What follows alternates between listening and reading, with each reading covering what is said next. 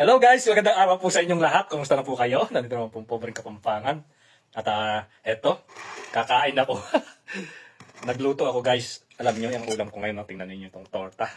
Pinarito ko. Sarap. At itong manok, fried chicken. Tira-tira lang to guys, bigay ng mga Bangladesh. At meron siyang katerno. Itong, ayan o, kabsa. Nakakapagpataba. Ito nga mga pagkain ko. Tingnan nyo, daming kanin. At meron tayong salad guys. Kumakain ba kayo nito guys? Tingnan nyo, ang palaya. At ito nga, sibuyas. Dito sa Saudi, napakalaki sibuyas. Ganyan kalalaki sibuyas. Oh. Pero wala siyang lasa guys. Hindi siya kamukha sa atin na manghang. Ito, kinakain ng sariwa. Pag kumakain ka ng, ng kabsa. Ganyan guys. Oh. Tamas-tamas ka. At sasabayan niya ng kabsa. Kasi ang kabsa, mataba. Ang sarap guys. Kain tayo. Yan yung torta. Sarap. Bismillah. Kain po tayo. Sarap. Tortang talong guys. Sabi ko ketchup yung anan ko kaya suka. Eh naisip kong ganito na lang. Kamatis.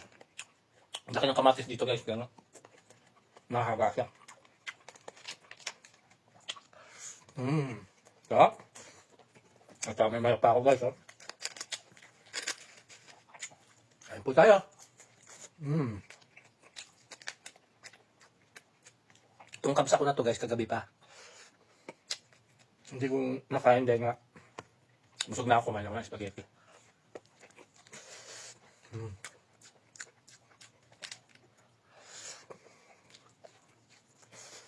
Ang sarap ng torta guys. Namiss ko itong pagkain na ito. At itong pattern nito guys, itong sibuyas. Oh. Malaki sibuyas dito. Ang tamis. Hindi ito manghang.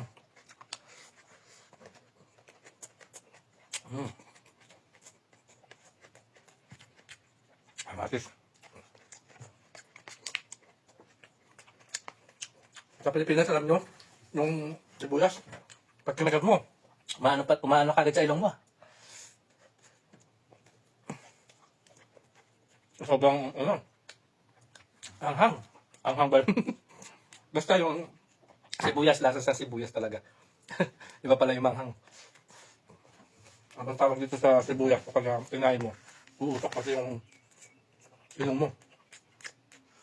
Ito naman. Diyos ko po. Tingnan niyo yung kulay niyo. Oh. Darding-dardi.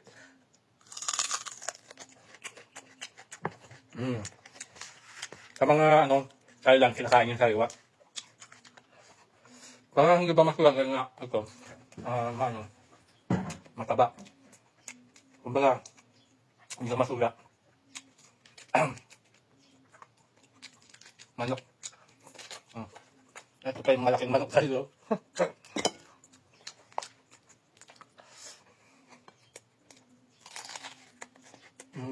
Samis lang Hindi naman masyadong mapait.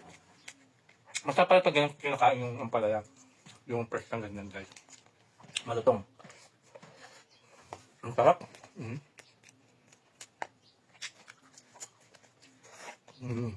Kain po tayo. Kamatis.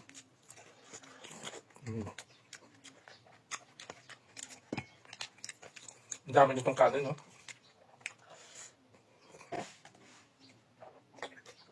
Ang sarap. Bismillah, salamat Allah sa biyaya pinagkaloob mo. Malang itong basmati rice, ang taba, mantika. Kaya nga, kumakain ako ng mga pangontra. Kaya nitong sibuyas. Para hindi tayo cholesterol. Ang tamis yung box ng sibuyas guys. Ikamukha ng sibuyas natin doon sa Pilipinas. Kasi yung natin, sibuyas natin sa mga native. Kumbaga parang mga labuyo. Sarap nitong torta.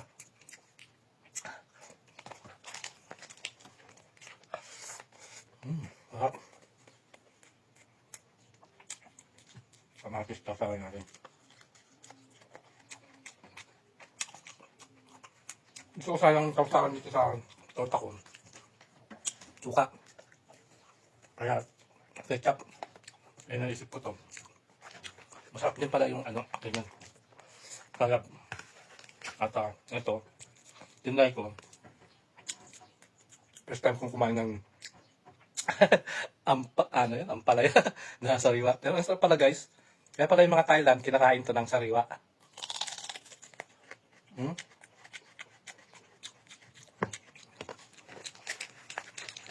May isang kantamang pait. Sabi niya, the more na mapait daw yung ampalaya, yan ang vitamina ng ampalaya. Pag kumain kayo nito guys, protektado yung inyong pancreas. Tingnan yung itsura. Ganyan pala yung itsura ng pancreas natin. No? Ginawa ng ano yan, ng Diyos, na lahat ng mga gulay, prutas, ay kumbaga, pangontra sa ating mga sakit, di ba? Napakasaya ng talaga ng Diyos. Mga pagkain natin. Kung mayroong mga sakit, may mga pangontra. Ganun siya guys. Ang sarap. Hindi na ako nagsaing guys. Ito lang ano ko. Itong pabsa. Manok. Ang taba na guys. Pero ang sarap. Kaya nung bago-bago ako dito, naku, sa isang linggo, pag lumalabas kami, pagsasawram, naku, dyan lang sa labas. Puro kabsa kinakain namin, kundi kabsa roasted. Taba. Ang sarap niya guys. Ito pala pag masarap yung ang palaya. Yung ilaw sa talagang ganito. Manamis-namis ka. Hindi naman as in matamis Mayroon siyang halong pait na manamis-namis ay nandiyon. Niluto ko sa yung may itlog. Tawag sa Kapampangan, tawag dito. Lagat, apaya.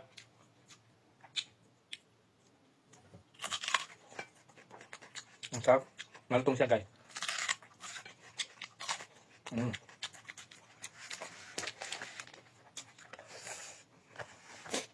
Kamatis. Ito nga ako. Dami ko nakain, no? Isang ganito lang to kasi isang order to guys.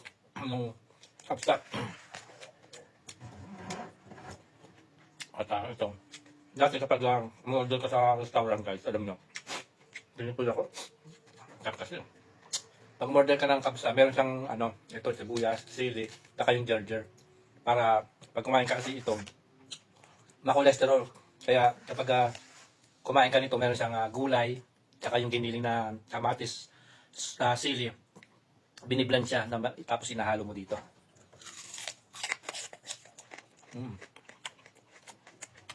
Ang sarap niya ng sibuyas guys.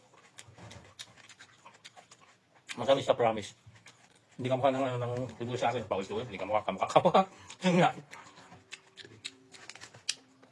Kasi kapag naghiwa-hiwa tayo sa Pilipinas, talaga may iyak tayo. Tapos pag kinain natin, lumabas yung bagtis sa ilong. Pero ito hindi. Alam gusto ako. Bismillah. Salamat Allah sa biyang pinagkaloob mo. At ito guys, yung ating torta. Hindi ko naubos. Ang dami Nakadalawa lang ako at hapunan ko pa to. Sasaing pa tayo. Nabusog ako. Sarap. Sarap pala ganito na pagkain guys. At hindi ko alam ito palang ampalaya. Masarap pala pag talagang sariwa siya kinakain. At tingnan nyo naman itsura niya guys.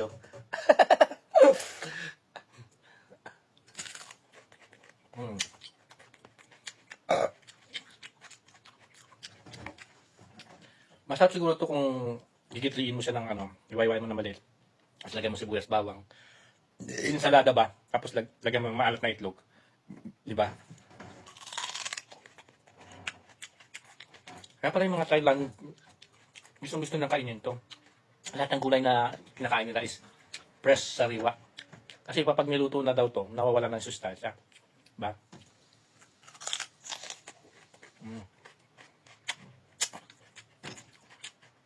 tawag dito, bitter melon. Wala siyang pait. Kahit na although na green siya, hindi siya masyadong mapait. Kaya kapag niluto ko to guys, hindi ko na siya pinipiga. Naalala ko yung auntie ko noon, kapag kumain ng ampalaya, pinipiga niya. Sabi niya daw, para maano yung pait. Hindi niya alam, napangunto sa diabetes itong ampalaya. Eh ngayon, meron siyang diabetes.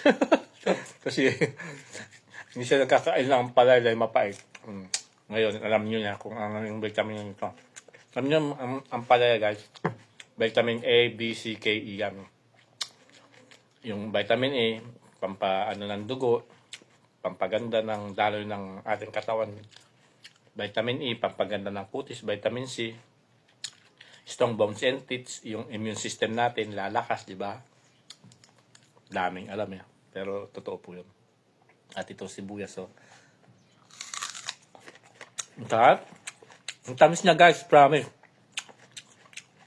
Kaya kang mahal na yung anghang sa ilong. Para maniwala kayo. Ay, pag kumakain ako, yung sibuyas na sobrang mabagsik, pero ito hindi. So, hayang guys, magpapaalam na ako. Buhay-buhay ko pa rin dito sa Saudi Arabia. Paano mamuhay, paano magtaktika, at paano mag-survive. God bless po. Ito rin ka pang pangunay. Ayan, natapos na ako kumain.